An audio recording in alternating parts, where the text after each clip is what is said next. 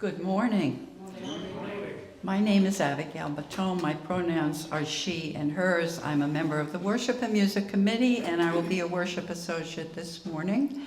And let me just wish a happy Mother's Day to all the mothers. And I also want to mention, I was just talking to John and Dell about this. Mother's Day originally was started after the Civil War, and it was an anti-war pro-peace movement. So that's something to remember. It's become such a commercial holiday. I am delighted to welcome you here, whether you're visiting this morning or a regular member. Please check with a greeter if you have any questions.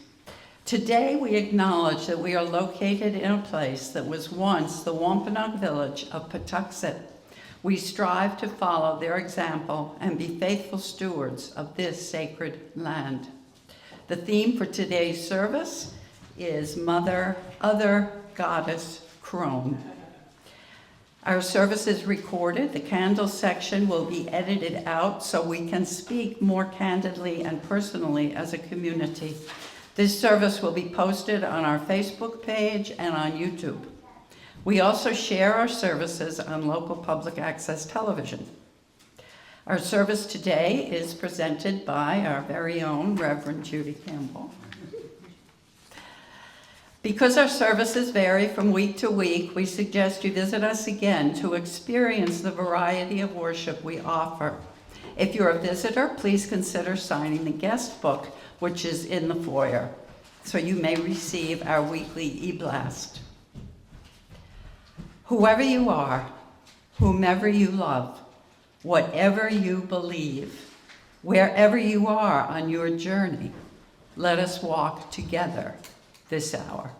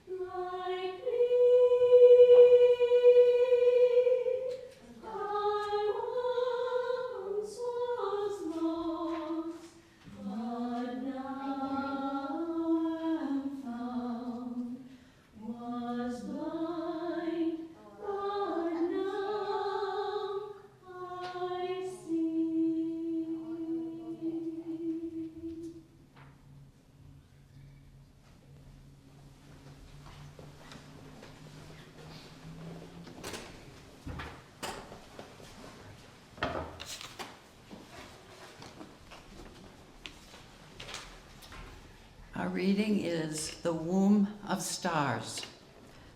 The womb of stars embraces us. Remnants of their fiery furnaces pulse through our veins. We are of the stars, the dust of the explosions cast across space. We are the earth. We breathe and live in the breath of ancient plants and beasts. Their cells nourish the soil. We build our community on their harvest of gifts.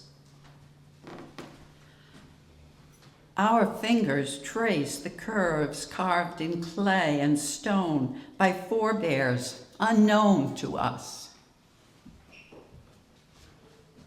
We are a part of the great circle of humanity gathered around the fire, the hearth, and the altar.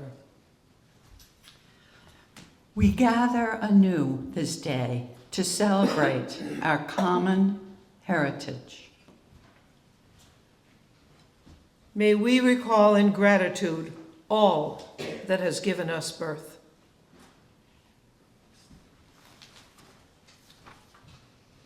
And now, would you stand as you're willing or able, body and spirit, whatever, and let us sing together hymn number 122, Sound Over All Waters.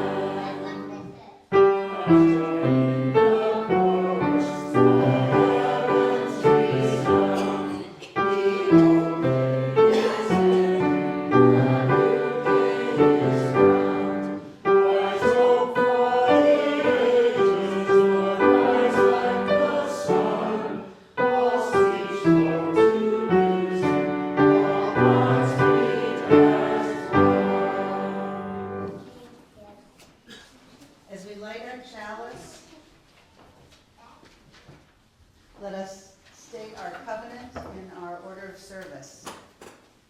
Love is the spirit of this church, and service is law.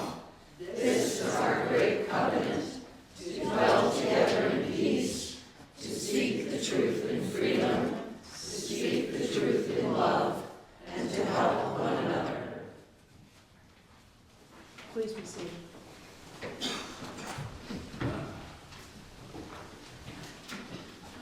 Mother's Day.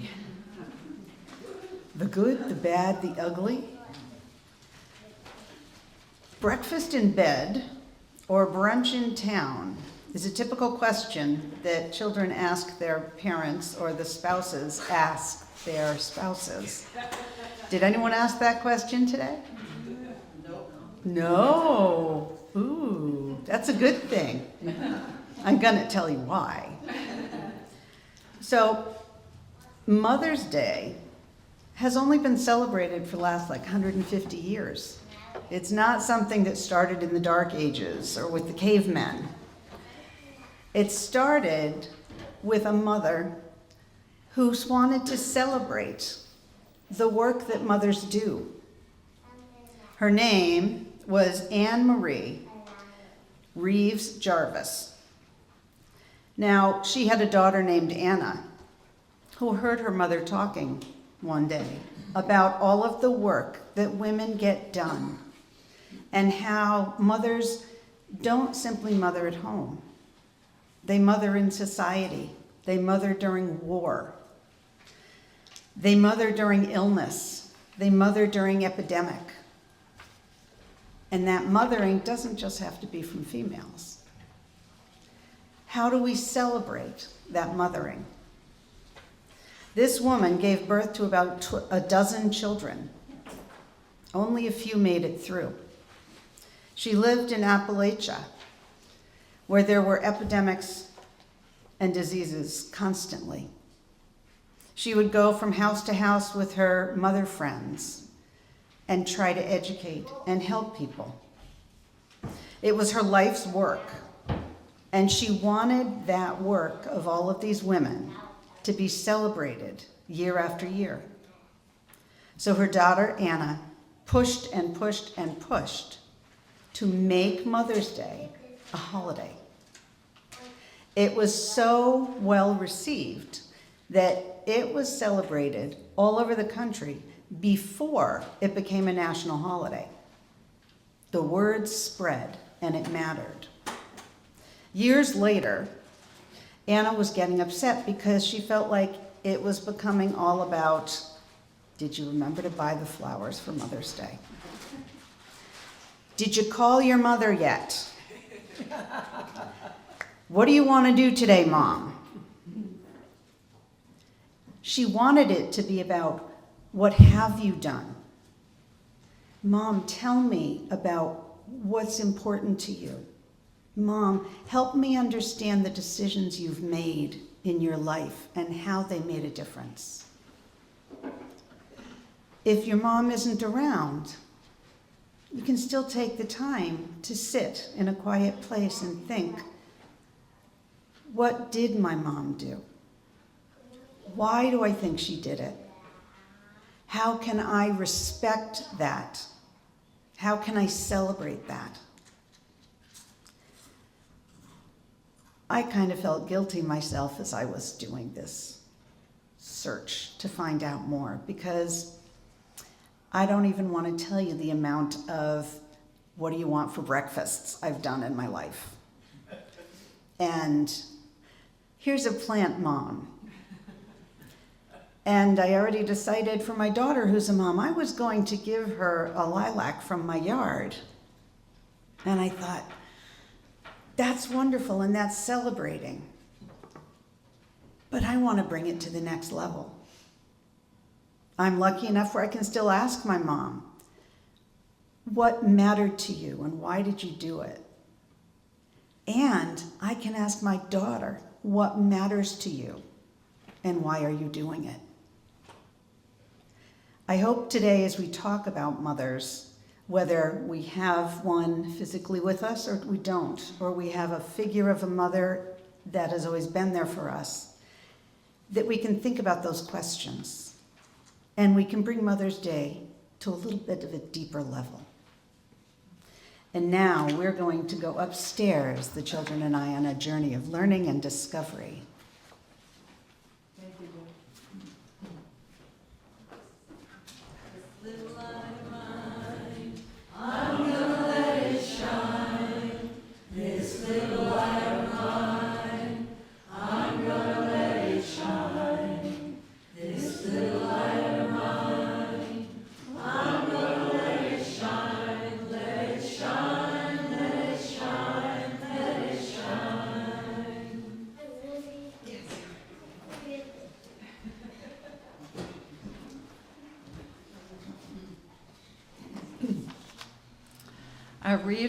Our reading this morning is a poem, Baker Woman God, by Alla Bozarth.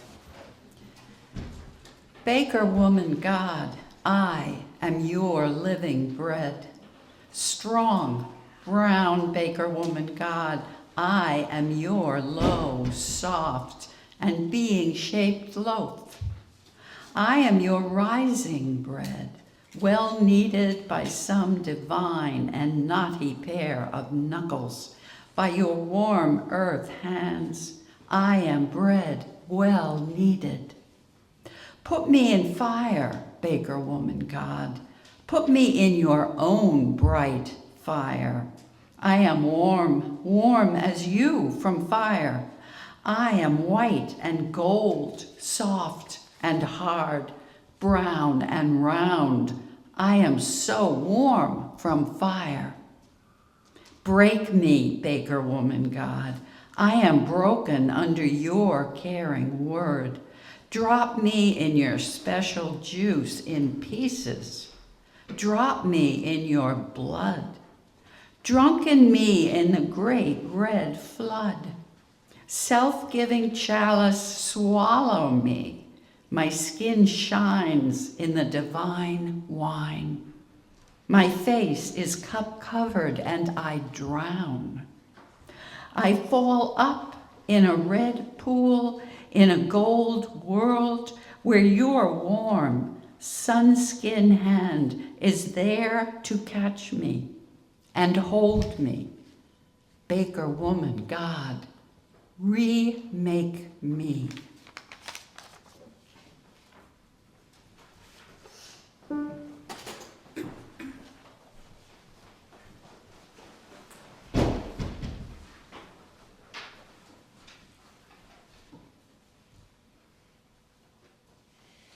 The earth is our mother, we must take care of her. The earth is our mother, we must take care of her. Hey, younga, oh, younga, hey, young. Hey, younga, oh, younga, hey, young.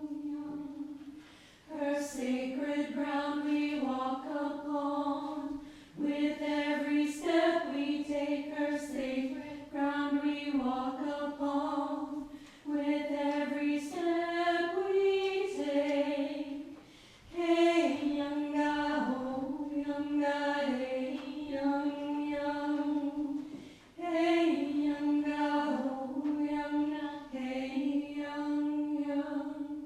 The earth is our mother, she will take care of us. The earth is our mother, she will take care of us. Hey, younga, oh, younga, hey, young. Hey, younga, oh, younga, hey, young. The sea is our sister, we will take care of her. The sea is our sister, we will take care of her. Hey, younga, oh, younga, hey, young. Hey, younga, oh, younga, hey, young. The earth is our mother, we must take care of her. The earth is our mother, we must take care of her. Hey, younga, oh, younga, hey, young. Hey, younga, oh, younga, hey, young.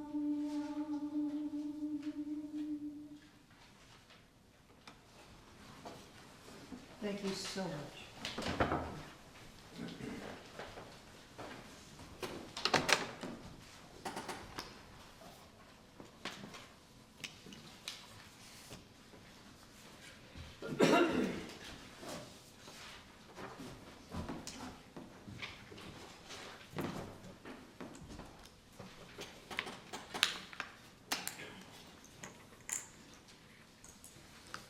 Storm warning. I could possibly go off on a rant this morning because Mother's Day and Father's Day are probably two of my least favorite Hallmark and the flower and restaurant industry's income-producing and guilt-mongering invented holidays. I'm almost done. My own mother did her best, but she suffered from anxiety, depression, and unresolved grief and abandonment for her entire life. And the fallout was not her fault, but I paid the price. Like I said, she did her best, and when she couldn't, others stepped in. That's the important thing. When he returned from World War II, my biological father chose not to be part of my life any longer. The saving grace here is that I was more than blessed with adopted uncles and surrogate dads who stepped in and more than filled that void in my young life. And they stayed with me as I grew into adulthood, and the love and support that they gave to me is with me still. I was well loved and nurtured, but not necessarily by my progenitors, but by people who stepped in, and I let them in, and I am eternally grateful to them. So elevating mothers and fathers to near sainthood status when they are at their very best and most adorable mere messy mortals was and is simply not fair. Too many impossible expectations on all sides. There, I think I'm done now. What I do want to talk about today is the feminine divine, that beautiful picture that's up on we had a couple of different ones that the team and I looked at, but that's the one everybody liked. I want to talk about the feminine divine, or the divine wise woman, the goddess mother woman who can be found in so many of our cultural and religious traditions, both in antiquity and in the here and now. In other words, the compassionate nurturers who come into our lives bearing all the love we might ever need, and I wrote this in bold caps, if we are willing to accept it. Repeat, if we are willing to accept it. And that's the other half of nurturing love.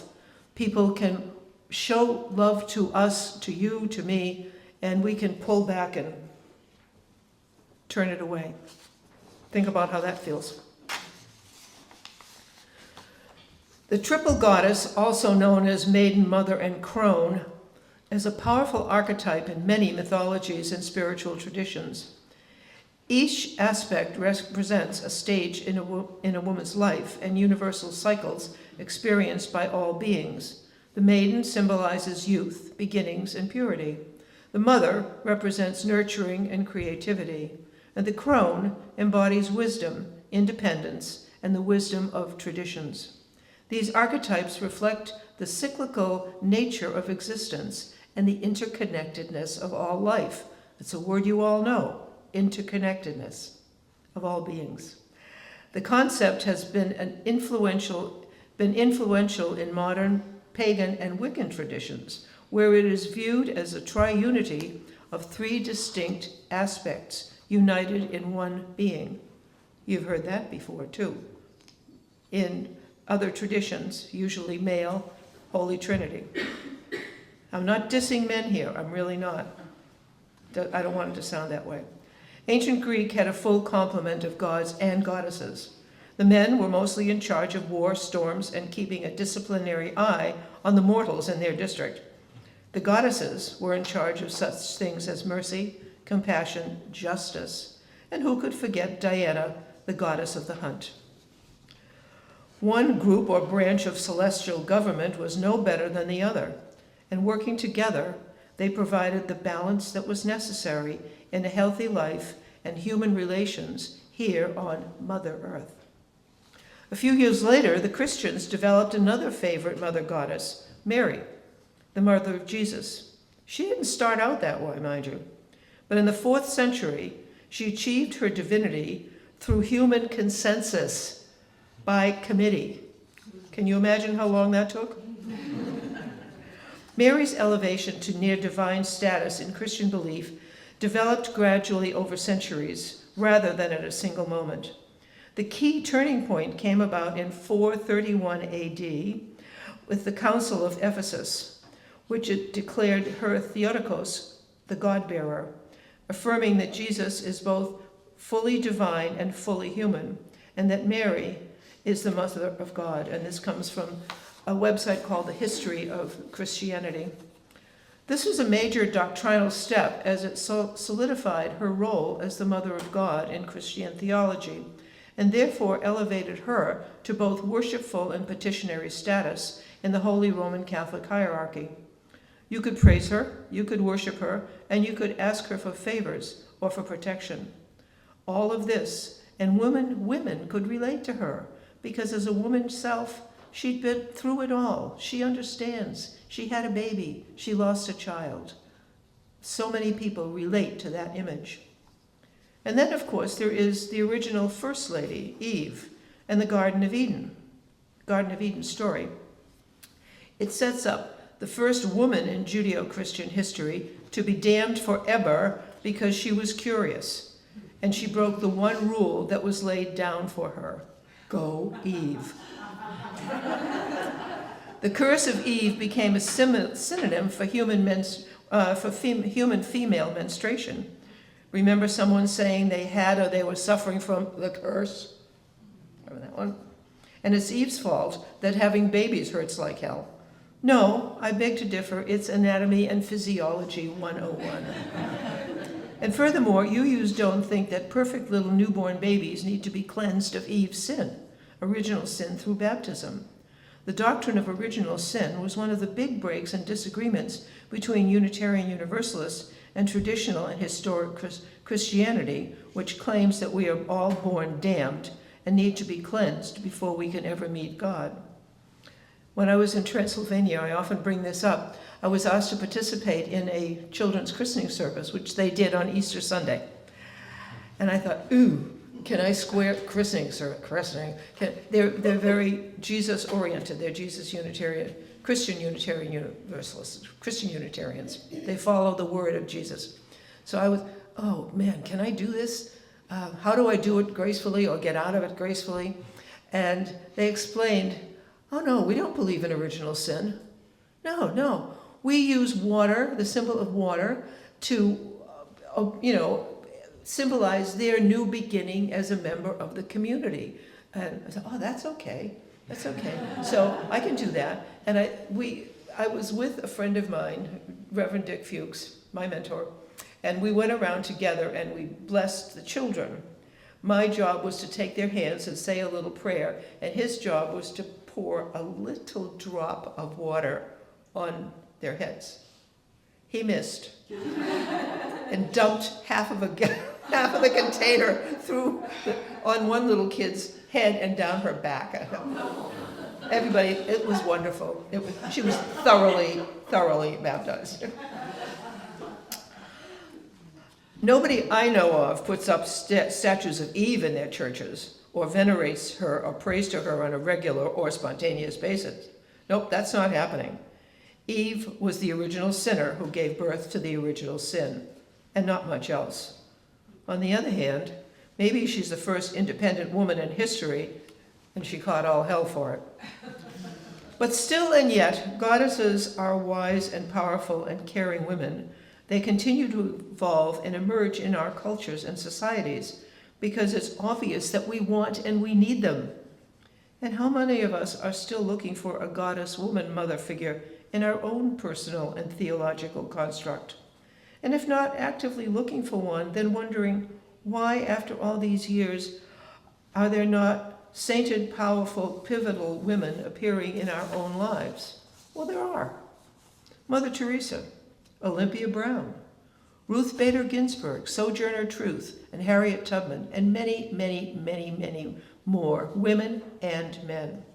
Nurturers, nose wipers, hand holders, makers of comfort food.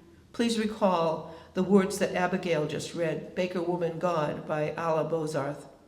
Baker Woman God, I am your living bread, strong, brown, Baker Woman God. I am your low, soft, and being-shaped loaf. Beautiful words. And then we'll go over to Judaism, a very patriarchal construct. But within that, there is the Shekinah, the living spirit of God that lives within us all. And this comes from my Divine Feminine My Jewish Learning website. In contemporary Jewish discourse, the term Shekinah most often commonly refers to the feminine divine or to the feminine aspect of God. God as mother, nurturer, protector, and compassionate one. Though the term from the Hebrew root meaning to dwell is found throughout early rabbinic literature, in its early usage it referred generally to God's presence among the people and had no gender associations. The connection between Shekinah and femininity emerges mainly in Jewish mystical literature. The concept was later embraced by Jewish feminists as a counterbalance to the prevailing masculine notions of God as king and father and judge. In the 1980s, the UUA invited women especially, but all were welcome, to explore the truth of their own mother, other, goddess, crone powers in what came to be a wildly popular and personally enlightening adult curriculum called Cakes for the Queen of Heaven. I will read only the introduction and invite any of you who might be interested to learn more about it on the UUA website. I quote, Cakes for the Queen of Heaven is a woman honoring adult religious education curriculum by Reverend Dr. Shirley Rank. It examines pre-Judeo-Christian cultures that may have worshipped female as divine. The concept of equality and reverence for the female in a religious setting are eye-opening to many participants. More than Goddess 101, this workshop examines the important elements of today's women's lives, personal, interpersonal, and societal. It examines how our culture has been influenced by Judeo-Christian values. The primary question raised is, how would your life been different if, when growing up, the divine had been imaged as a female? Participants are encouraged to share their own experiences and beliefs, creating trust and strong bonds of friendship. And today, we're observing Mother's Day, a day that originally came into being in 1908, when a woman called Anna Jarvis created a Mother's Peace Day, when she called women to stand up and speak out in the cause of peace. Clearly, the day has evolved some distance away from its original intent. On the other hand, it's nice to honor our mothers, or those people who comforted and nurtured us and saw the good in us when nobody else bothered to look. For years, when he was little, my younger son would make me Father's Day cards because he honored and acknowledged the fact that as a single mom, I sometimes had to function as both. Very sweet. Around this time of year, I get notes and emails from daughters I have mothered over the years. I gave birth to 2 wonderful sons, and as much as I love them, the girly part of me would like to have had a daughter to fuss over and argue with. Knowing laughter there. So over the years, when the opportunity presented itself, daughters literally came and joined the family, literally or metaphorically. Some have stayed on, some have moved on, but each and every one of them has left a handprint on my heart, and I want to acknowledge them today as well. I've come to think of Mother's Day as a note to self, a reminder to remember all those who nurture, whatever the gender, who helped raise us to adulthood. And I like to think of all the young women and a few boys who nestled under my own wings for however long they needed to. No pressure, no flowers, no overpriced lunch or dinner, just thank you. Amen.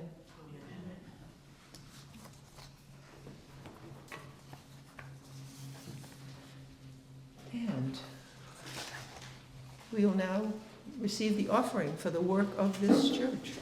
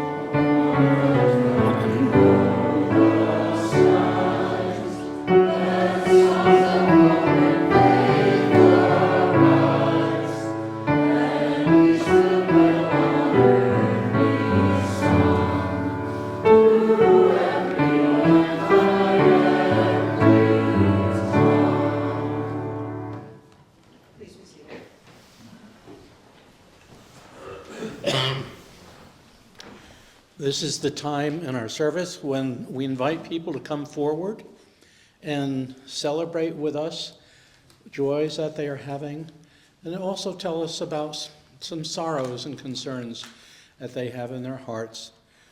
This last candle I light for all of those wonderful thoughts, feelings, and sometimes sorrows that we hold in our hearts but are not spoken. And may we grow in compassion and our ability to help one another.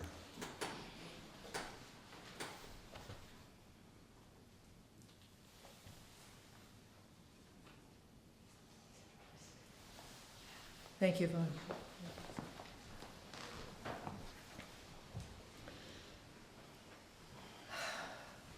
Let us sit and hold all of this joy and this optimism in our hearts together. This is great. I'm really happy for you.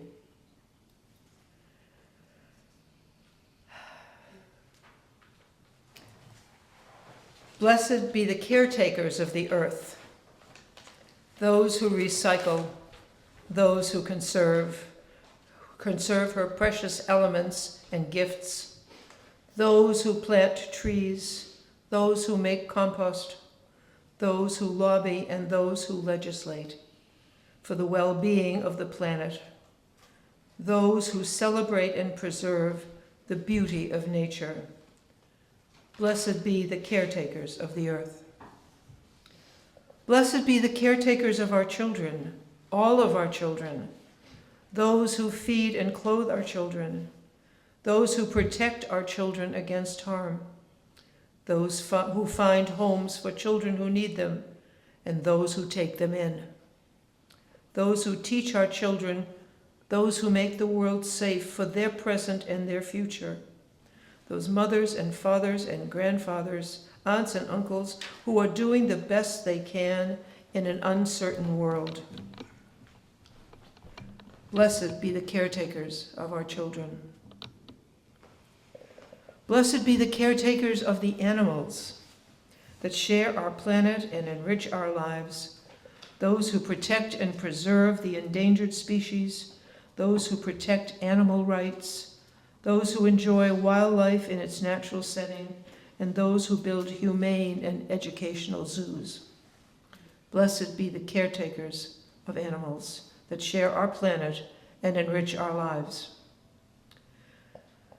Blessed be the prophets and the visionaries who seek and say the truth, the teachers, the artists and poets, the ministers, the musicians, and the artisans, the builders of homes, the growers of food, the police and the firefighters, the planters of gardens, the technicians, the writers of books, the askers of questions, and the seekers of light.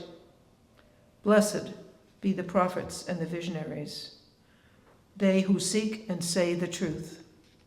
For they are all of us, and it is all of us who must create the best world we can see in the time we are given. Blessed be those who nurture themselves and others. Blessed indeed are we. May it be so.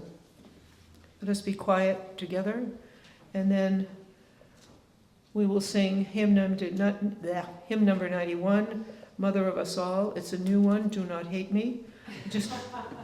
We're going to take it slowly, and we're going to do it. Let's be quiet for just a moment, please.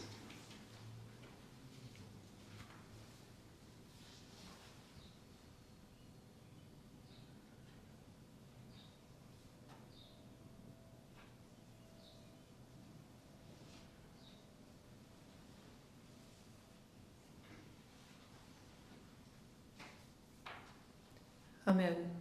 And you may remain seated and sing this as a prayer.